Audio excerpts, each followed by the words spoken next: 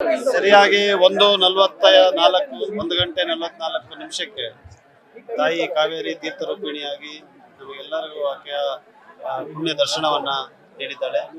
ಬಹಳ ಒಂದು ಸಾರ್ಥಕವಾದಂಥ ಗಳಿಗೆ.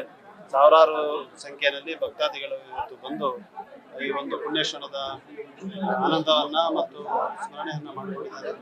ಎಲ್ಲ ನಾಡಿನ ಸಮಸ್ತ ಜನತೆಗೆ, ಕೊಡಗಿನ ಸಮಸ್ತ ಜನತೆಗೆ, ರಾಜ್ಯದ ದೇಶದ ಎಲ್ಲ ಜನತೆಗೆ ಆ ತಾಯಿ ಕಾವೇರಿ ಆಶೀರ್ವದಿಸಿ ಒಳ್ಳೆಯದನ್ನ ಮಾಡಲಿ, ದೇಶಕ್ಕೆ ಜನರಿಗೆ ಸಮೃದ್ಧಿ, ನೆಮ್ಮದಿ ಮತ್ತು ಆರೋಗ್ಯವನ್ನು ಕರುಣಿಸಲಿ ಅಂತ ಕೇಳ್ಕೊಳ್ತೀನಿ.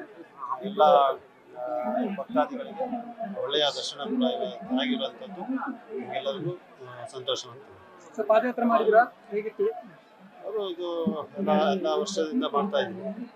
ಬೆಳಗ್ಗೆ ಮಗಂಡೇಶ್ವರ ದೇವಸ್ಥಾನದಲ್ಲಿ ಪೂಜೆಯನ್ನು ಸಲ್ಲಿಸಿ 8-9 ಕಿಲೋಮೀಟರ್ ಆಗ್ತದೆ. ತುಂಬ ಬಿಸಿಲಿದ್ದರಿಂದ ಇದು ಆಯಾಸ ಜಾಸ್ತಿ ಆಯಿತು. ಆದ್ರೂ ಭಾಳ ಒಳ್ಳೆಯ ಒಂದು ಅನುಭವ. ಇದರಿಂದ ಪ್ರತಿ ವರ್ಷ ಅದು ಒಂದು ರೀತಿಯಾಗಿ ನಮ್ಮನ್ನೆಲ್ಲ ಸೆಳೆಯುತ್ತದೆ. ಎಲ್ಲ ಕೂಡ ಇವತ್ತು ಪಾದಯಾತ್ರೆ ಮೂಲಕ ಇಲ್ಲಿ ಬಂದು ಈ ಪುಣ್ಯಕ್ಷಣದಲ್ಲಿ ಭಾಗವಹಿಸ್ತೀವಿ. ಮಳೆ ಕೂಡ ಬಿಡುವು ಕೊಟ್ಟಿದೆ ಇವತ್ತು. ನಿನ್ನೆ ರಾತ್ರಿ ಸ್ವಲ್ಪ ಮಳೆ ಬಂತು. ಸಾಧಾರಣವಾಗಿ ಈ ಒಂದು ಸಂದರ್ಭದಲ್ಲಿ ಮಳೆ ಬರೋದಿಲ್ಲ, ದೂರ ಇರ್ತದೆ. ಯಾಕಂದ್ರೆ ನಾನು ನೋಡಿದ್ದೀನಿ ಪ್ರತಿ ವರ್ಷ. ಈ ವರ್ಷ ಕೂಡ ಮಳೆ ಬರಲಿಲ್ಲ. ತಾಯಿ ಆಶೀರ್ವಾದ. ಕೊನೆಗಳಲ್ಲಿ DCM ಮತ್ತೆ ಮುಜರಾಯಿ ಸಚಿವರು ಅದೇ ಅದು 10-11ವರೆಗೆ ಹೊರಟು ಬರಬೇಕಿತ್ತು.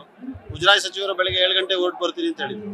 ನಾನೇ ಅವರಿಗೆ ಜೊತೆಗೆ ಬನ್ನಿ, ಹೆಲಿಕಾಪ್ಟರ್ ಬನ್ನಿ, 6 ಗಂಟೆ ಆಗುತ್ತೆ ಬೆಂಗಳೂರಿಂದ ತಲಕಾವೇರಿ ತಲುಪೋದು. ಅದಕ್ಕೆ ತಾವು ಬನ್ನಿ ಅಂತ ಹೇಳಿ ಅವರ ಜೊತೆನಲ್ಲೇ ಇದ್ರು. ನಾನು ಫೋನ್ ಮಾಡಿದಾಗ ಅವ್ರು ಆಯ್ತು ಜೊತೆಗೆ ಬರ್ತೀವಿ ಅಂತ ಹೇಳಿ ನಮ್ಮ ಶಾಸಕರಾದಂಥ ಸೋಮಶೇಖರ್ ಅವರು ಬರ್ತೀನಿ ಅಂತ ಹೇಳಿದ್ರು. ನಮ್ಮ DCM ಅವರು ತಿಳಿಸಿದ್ರು.